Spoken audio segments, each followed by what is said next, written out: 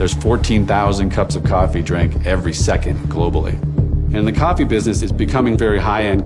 We pay $4 or $5, $10 for a cup of coffee, but really the price to the farmer hasn't changed. The fair trade system often isn't applied fairly, honestly, to the farmers that produce the goods. So at Bex 360, we're really trying to give a clear picture of what impact your purchase at a coffee shop will have on the people that actually produce that coffee. So we've developed a technology that incorporates machine vision, artificial intelligence, and blockchain payments to bring the largest unautomated system in the world to modern technology.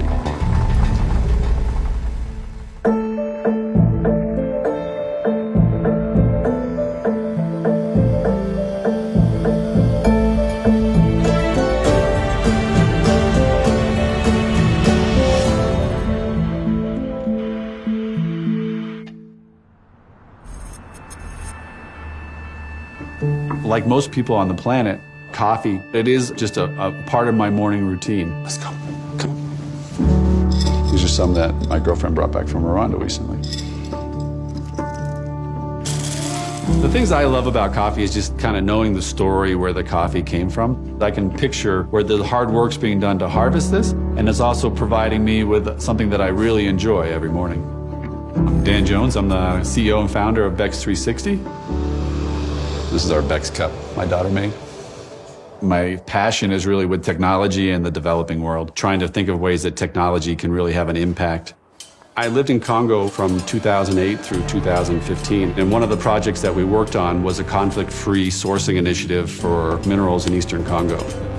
We actually built a small robot that could do the analysis of minerals at the point of collection. And what we found was that the artisanal miners almost trusted the machine more than they trusted people in some senses, because a lot of these economies are very corrupt, and they really would like to see a digital readout of what the quality of their minerals were. So we started to think of how could we marry that with technologies that are being developed for artificial intelligence, for blockchains.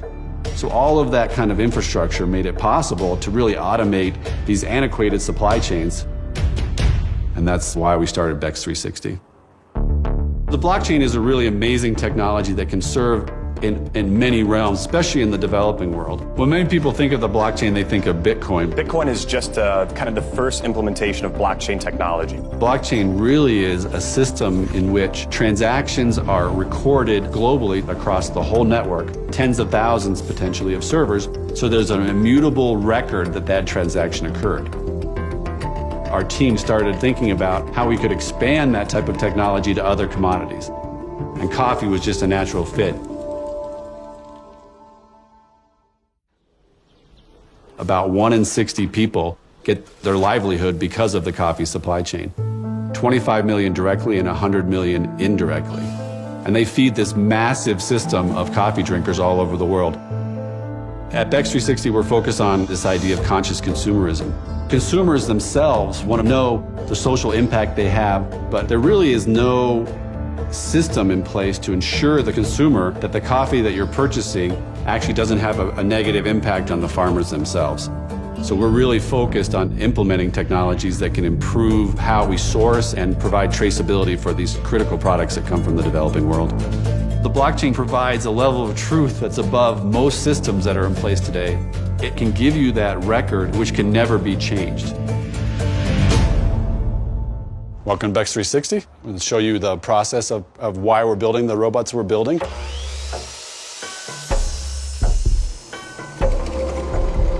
We developed a small robot that could do the analysis of coffee at the point of collection.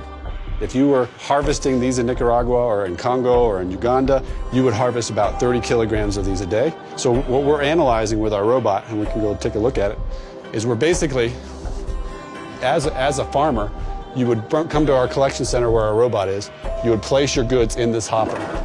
So what our system does is it images every single coffee cherry. We're looking for the size, color, and ultimately we're trying to be able to do density as well. It determines the quality of that coffee, and then based upon that, we tell them what the price it is we're going to pay them. As soon as they agree to sell their coffee using our machine, then we'd make a digital payment using the blockchain immediately to them.